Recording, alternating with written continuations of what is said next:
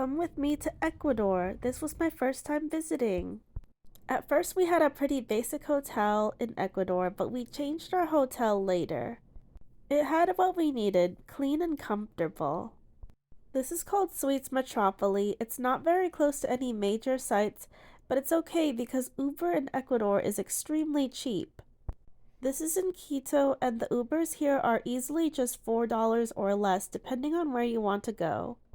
We did end up changing our hotel later, but I do think this is a good option if you're looking for something budget friendly. It has everything you would need and there's really no complaints that we had. Plus, we also had breakfast included. The first night in Quito, we basically stayed indoors. It was pretty relaxing. Also, the city of Quito, and I'm sure Ecuador in general, as far as what I noticed, it's actually extremely affordable. So most of the things you'll be able to do are very cheap. That's really important for you to understand, so you could definitely see a lot of beautiful things in Ecuador. Anyway, the first tour that we had was a tour of Quito City. Here we are going to the major marketplace where most Ecuadorian people of Quito get their groceries. I knew I wouldn't remember the name, so I took a video of the name, Mercado La Carolina. Please excuse me if I pronounce anything wrong. Anyway, this marketplace has tons and tons of vegetables and fruits, as you can see, and the prices are really good here too. This major marketplace has the cheapest prices in Quito. For example, you can get a dozen roses for only $5 here. And the next place we went to was the Intanon Museum. Look at this llama, so cute. He was outside of the museum. This museum is basically an equator museum. There are lots of picture opportunities here. We actually went to 2 equator museums, and this is the first one. At this first equator museum, you'll learn a lot about Ecuadorian people. This is an old Ecuadorian house. This was an actual home of somebody back then, and now it's part of the exhibit. Here is a pen full of guinea pigs. They eat guinea pigs in Ecuador. Apparently, eating guinea pigs is pretty popular. We learned a lot about Ecuadorian people back then. Apparently, they used to behead their enemies, shrink the heads, and wear them as necklaces. We also learned about what they wore, which was not really much, and how they slept. Hammocks were really common for them. This is a home that people used to live in, and 4 families could fit into here. Here is an Ecuadorian tomb. A lot of this museum is very picturesque too. Look at all the statues around here. We also went to a very beautiful viewpoint in Quito called Bread Roll. I'm not sure why they named it that, but it's really a very famous place for views.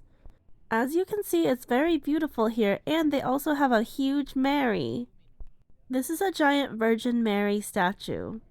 79% of Ecuadorians are Catholic. Had to get a video of this spectacular view, and I grabbed an empanada. Delicious! They're so big here! Next we went to the historical center of Quito. The historical center is very pretty, and we really enjoyed ourselves here. There were a lot of churches to see as well. I feel like throughout Latin America, churches are very prominent here, and many of them are so beautiful. I have visited so many churches in Latin America actually. Next we did a chocolate tasting in the area. Ecuador has a lot of chocolate plantations and it's really important to them, so we decided we had to try it at the chocolate tasting. We definitely had to buy some chocolate here, and they had a really great view of the historical center that I took a photo of.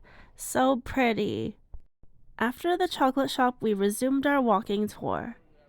Based on the architecture, you can definitely tell, just like many other Latin countries, that they have a lot of Spanish influence. Take a look at this beautiful garden that we visited. I definitely had to take a photo here. It was so pretty. After that, we stumbled into another beautiful church. Most churches are free to visit, so I've definitely seen so many. And here is the central park of the historical center of Quito. Nearby, we decided to get some lunch. This place is really beautiful. It's called Café de Freili. We are trying some traditional Ecuadorian food.